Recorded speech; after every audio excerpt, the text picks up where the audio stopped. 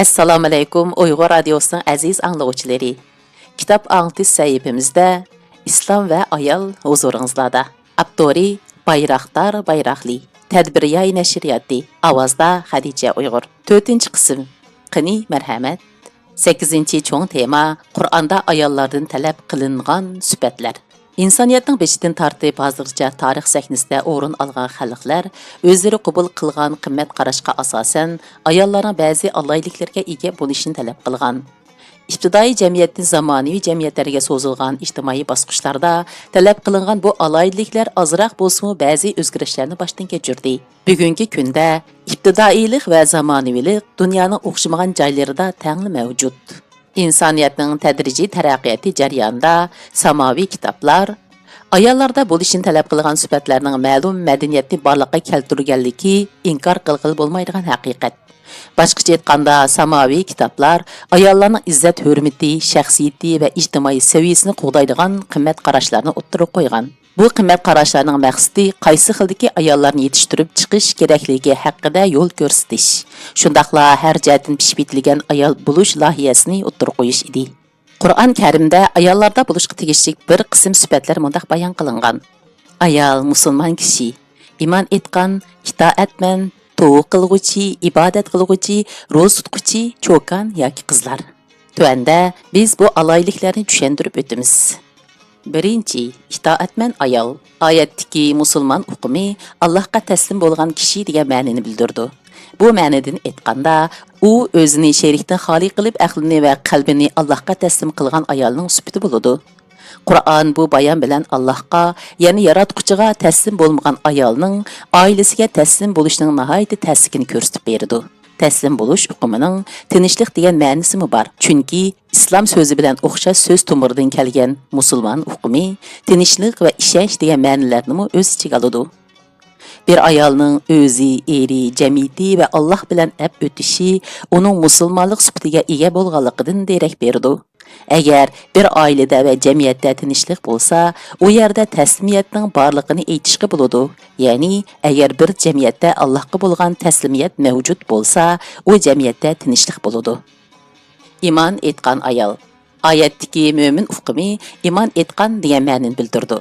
Allohga iymon etish u ayolning pishib yetilishining ikkinchi bosqichiga qadam qo'yganligini, aqlini ishiltib o'zini va koinotni yaratuvchini topganligini hamda uning mavjud va barhaq ekanligini qabul qilganligidan derak berdi.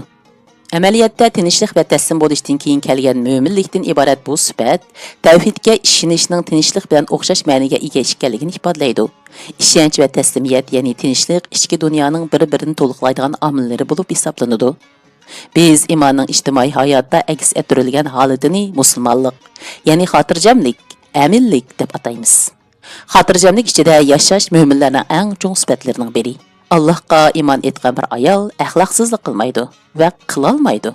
Uningdan boshqa u tavhid aqidasiga ega bo'lg'achqa, u shaxsiyatining butunligini, oila va jamiyatning birligi ham inoqligini, ittifoqligini qo'g'dashga tirishadi. 3. Itoatchan ayol. Qur'onda qonittat shaklida kelgan bu so'z itoat ma'nosini bildirdi. Undaqda ayol oldi bilan kimga itoat qiladi? Biz bu savolning javobini tuvandagi oyatdan topa olamiz. Aranglarda kimki Allohga va uning rasuli elchisiga itoat qilsa, Ahzob surasi 11-oyat. Demak, ayol oldi bilan Alloh va uning elchisiga itoat qildi. Oyatdagi qonittat hukmi odatdagi itoatni emas, balki samimiylik bilan qilgan to'liq itoatni ko'rsatadi. Itoatning 3-qatorida davlat keladigan bo'lib, Niso surasi 59-oyat. 4-radga tizilgan bo'lib, Niso surasi 34-oyat. Allohga, rasuliga, davlatga va eriga itoat qiladigan, shundaqla buni Allohga qilingan ibodat deb biladigan ayol ajiba hammadan aziz, qadrli emasmi? 4. Tova qiladigan ayol. Tova sodir qilingan xatolik va gunohlar uchun Allohdan mag'firat tilash deganlik bo'lib, Allohga yuzlanish degan ma'noni ifodalaydi. Amaliyotda gunohni idrok qilish va kechirim so'rash nihoyat yaxshi fazilat. Bu fazilat inson bilan shayton farqlantiradigan alayliklarning biri. Shayton Allohning sajda qilish buyrug'iga amal qilmadi. Hazrat Adam bo'lsa cheklangan daraxtdan yedi. Ya'ni har ikkisi gunoh qildi. Ammo Hazrat Adam tova qildi. Shayton tova qilmadi. Shunda qilib, shayton shaytonligini saqlab qoldi. Inson bo'lsa tova qilib odamiylik fazilatiga qaytib keldi. Allohga tavba qilishni biladigan ayol kishilardan qanday kechirim so'rashni biladi. Kechirim so'rashning oila munosabatidagi muhim o'rnini biladigan ayol fazilatli ayol hisoblanadi. Demak, Allohga tavba qilish amaliyotda ijtimoiy turmushda boshqalardan qanday kechirim so'rashni o'rgatadi. 5. İbadet qilguvchi ayol. Yuqoridagi oyatda abidat hukmi tilga ilingan bo'lib, Allohga ibodat qilishni bildiradigan bu hukm ayollarning muhim sifatlarining biri deb qaraladi. Fazilatli ayol o'zining nafsining yoki boshqalarning quli bo'lmaydi. U faqat Allohga banda bo'ladi. U irodasi, aqli va dilini hech kim bilan o'rtoqlashmaydi. U faqat Allohga yuzlangan bo'lib, uning bandasi bo'ladi. Shunga u namoz o'qiydi, yaxshi ishlarni qiladi, zakot beradi va Allohning roziligi uchun boshqa ibodatlarni ado qiladi. 6. Ro'z tutquchi ayol. Oyatda ro'z tutish degan ma'noni bildirgan sa'ihat hukmi o'rin olgan.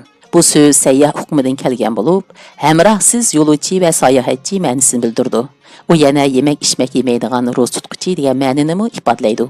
Allohning roziligi uchun och qilib ro'z tutishni biladigan ayol kirimi oz bo'lishi sababidan eriga qarshi chiqmaydi. Bu hukm ro'z tutishni ijtimoiy turmushiga tatbiqlagan va uni hayot falsafasiga aylantirgan harakatning ismi bo'lib, erining iqtisodiy qiyinchiligiga sabr qilgan bardoshlik bergan ayol isil oliyjanob ayol bo'lib hisoblanadi. 7. Cho'kan va qiz. Cho'kan va qiz hukmi jamiyatning xarakterida mavjud bo'lgan va Qur'on tarafidan qabul qilingan sifatlar bo'lib, cho'kan ayol zotining ilgari bir er bilan turmush qurganligini, qiz bo'lsa tag'iyatlik bo'lmaganligini ifodalaydi. Qiz bo'lish qiz uchun muhim sifat hisoblanadi. Qiz to'yida qiz bo'lgan bir qiz erini jinsiy jihatdan xotirjam qiladi. Ammo diqqat qilishga tegishli bo'lgan nuqta ayol zotining to'l yoki qiz bo'lishidan qat'iy nazar ma'naviy jihatdan yetilgan bo'lishi bo'lib, bu komillik ayolning Alloh bilan oilasi va jamiyati bilan bo'lgan munosabatidagi oliy janoblikni ifodalaydi. Bu aloyidliklar bizga aqliy va qalbiy bilan insoniyatni quchoqlaydigan, muloyim va oliy janoblikka to'lgan ayolning obrazini namoyon qiladi. 8. Bay'at qilishga loyiq ayol. Odamning hayoti qilishga tegishli ishlar va qilishga tegishli bo'lmaydigan ishlar bilan to'lgan bo'lib, din va insoniyat kulturi barliq keltirgan, taraqqiy qildirgan ham tarqatgan universal qimmat qarashi bilan birga yashash va bu qimmat qarashlarga zid harakatlardan yiroq turishdan iborat. Bu to'qilmani saqlab qilish insonlarning muqaddas majburiyatidir. Qur'on ba'zida bu qimmat qarashlarni ayollar uchun o'rtaq tilga ilib, birga ado qilishga buyruq qiladi. Yana ba'zida Muhtayna surasining 12-oyatidagiga o'xshash, ularni faqat ayollar uchun alayda tilga oladi. Bu oyatning markazidagi holda ayollarga qaratilgan bo'lishi, uning ayollarga bo'lgan e'tibori va ularning izzat hurmatining darajasini ko'rsatib beradi. Biz yuqorida tilga ilingan oyatning mazmunidagi asosiy nuqtalarga qarab boqaylik. Ey Nabiy, agar mo'min ayollar yanıga kelib, Allohga hech narsani sherik keltirmaslikka, o'g'irlik qilmaslikka, zina qilmaslikka, bolalarni o'ldirmaslikka, qo'li bilan puti arasida tuhmat paydo qilmaslik, ya'ni boshqalarning bolasini yolg'ondan erining bolasi qilib olmaslikka, sen buyurgan yaxshi ishlardan bosh tortmaslikka bay'at qilsa, sen ularga bay'at qilgin. Ular uchun Allohdan mag'firat tiligin. Shubhisizki Alloh nihoyat mag'firat qilguvchidir, nihoyat mehribondir. Muhtahina surasi 12-oyat. Bu oyatni tahlil qilganimizda ayollarning izzat hurmatiga ziyon yetkazadigan va qilishga bo'lmaydigan tuvandagi ishlar o'ttirg'i chiqadi. 1. Allohga sherik keltirmaslik. Tavhid prinsipi odamning hayotida mavjud bo'lib, Janobi Allohmu bu tavhidni o'z uchun talab qiladi. Ana bolasiga boshqalarning o'rtoq bo'lishini hargiz xohlamaydigan bo'lib, bundaq o'rtoqlashish inson tabiatiga zid. O'xshashla hech qanday bola o'zining haqiqiy onasidan boshqa ayolni biologik ona sifatida qabul qila olmaydi. Uning o'z onasimi uningga rozi bo'lmaydi. Demak, tuqqan onaga sherik qo'shqil bo'lmaydi. Mana bu sababdan yaratquchi Allohmu o'ziga sherik keltirilishga rozi bo'lmaydi. Buni biladigan ayol yagona yaratquchi Allohga sherik keltirishdek xatolikni asla sodir qilmaydi. Allohga sherik keltirmaydigan ayol Allohning nazarida intayin muhim o'ringa ega bo'lib, bu oyatda hammaga qodir Alloh payg'ambardan bu qimmatni bilishni istagan. 2. O'g'irlik qilmaslik. Ayollarning o'g'irlik qilishi harom luqma yeganligi bo'lib, harom luqma kishining xarakteri va oliy janobligini buzadigan eng nochor omillarning biri. O'g'irlik ayollarning izzat hurmatiga dog' tushirgan ajallik illatlarning biri bo'lib qolmay, u yana ayollarning xarakteri, mijozi va nozik ruhiga butunlay mos kelmaydigan qilmishlarning biri. 3. Zina qilmaslik. Ayollarning hayoti bilan baravar ahamiyatga ega bo'lgan iffat nomusi yo'qolganda, jamiyatda qo'g'dashga tegishli narsalar yo'q deyarli holga kelib qoladi. Erler cemiyetning izzat hurmatini qo'g'dash uchun urush qiladi, o'ladi va g'ozi bo'ladi. Din, erkinlik, mustaqillik va or-nomus qatorliq jon pidoliq bilan qo'g'dashga tegishli qimmat qarashlar bo'lib, erlarni bu qimmat qarashlar uchun qurbon qiladigan jamiyatlar mavjudligini bu qimmat qarashlar orqali davomlashtiradi. O'xshashla ayol erning hayotiga baravar bo'lgan iffat nomusini dafsani qilmasligi kerak bo'lib, bu hayot ayolning o'ziga qilingan adolatsizlik ham erga qilingan xiyonat, zulm bo'ladi. İnsaniyetning madaniyat to'qilmasini to'qib chiqqan universal qimmat qarashlar ichida iffat nomus birinchi o'rinda turdi. U bo'lmasa kultur, o'lik, so'g'oq va sisiq topqa aylandi. Bir kulturni gumron qilishning yo'li u kulturdan iffat nomus tuyg'usini yo'q qilish bo'lib, ayollar iffatini tovarga aylantirmaslik kerak. Albatta, iffat nomusini qo'g'daydigan ayol yuqoridagi oyatda maqtalgan ayoldir. 4. Bolalarni o'ldirmaslik. Ananing qursiqi insoniyatning tunji muhiti va vatani bo'lib, hammaga qadar Alloh u yerda bizga shaklimizni berdi. Al-Imron surasi 6-oyat. Allah'ның yaratish sifatini tajalli qilgan bir onaning qursiqidagi homilni o'ldirishi tasavvur qilg'isiz cho'ng gunoh hisoblanadi. Buni mundaq o'ylab boqayli, insoniyatga yetakchilik qiluvchi payg'ambarlar, ilm ahlilari va davlat arboblari onasining qursiqidagi vaqtida o'ldirilgan bo'lsa edi, dunyo qanday bo'ladi? Özünü qo'g'day odamni o'ldirish cho'ng gunoh hisoblanadi-yu, o'zini qo'g'day olmaydigan va yoritılishning boshlang'ich bosqichida turgan bolani o'ldirish nemish gunoh bo'lmasin? 5. Qo'li bilan puti orasida to'kmat paydo qilmaslik. Bu bir erdan homildor bo'lib, homildorlik sababining boshqa bir er ekanligini aytishni ko'rsatadi. Biz kunimizda bunday ahvollarni ko'p uchratamiz. Bu qilmish nasabni va jamiyatni yimirib tashlaydiganligi sababli hammaga qodir Alloh bolaning haqiqiy dodisini inkor qilib, boshqalarga to'kmat chaplashni qattiq cheklagan. 6. Yaxshi bir ishni qo'llash. Ayollarning yaxshi ishlarda payg'ambar alayhissalomni qo'llashi kerak edi. Demak, bu ayollarning demokratik huquqqa ega ekanligini ifodalaydi. Agar biz mazkur oyatning bu qismini zamonimizga tatbiqlaydigan bo'lsak, bundaq reallikni ko'ramiz. Erining yaxshi ishlarini qo'llash ayollarning mas'uliyati bo'lib qolmay, ular yana davlatni boshqarayotganlarning yaxshi ishlarini qo'llashi zarur. Bu deganlik ayollar hamisha yaxshilikni qo'llovchi bo'lishi kerak deganlik bo'lib, yaxshi ishlarga qarshi turish ayollarning xarakteriga mos kelmaydigan bo'lg'achqa, buni Janobi Alloh cheklagan. Yaxshilikni qo'llash deganlik, uni tanlash deganlik bo'ladi. Ayollarning payg'ambar alayhissalomga bay'at qilishi ularning saylash erkinligining borligini bildirdi. Hammaga qodir Alloh yuqoridagi 6 vazifani o'rinlagan ayollarga vakolatan payg'ambar alayhissalomning ular uchun Allohdan mag'firat tilishini istagan bo'lib, bu orqali Janobi Alloh mushundaq izzat hurmatli ayollarning kichik xatoliklarini kechirim qilishga tayyor ekanligini jakorlagan.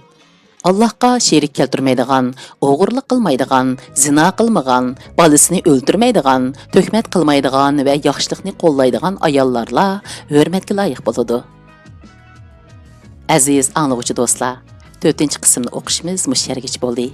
Kelar qatimda ko'rishaylik. Xayr, xush, Allohga omonat.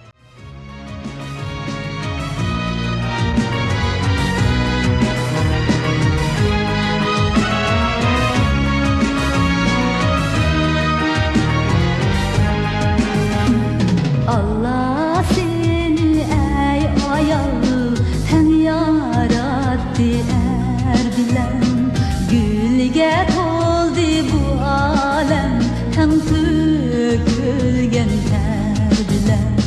Allah seni ey ayol hem yarattı er bilen, gülge toldu bu alem hem tökülgen ter.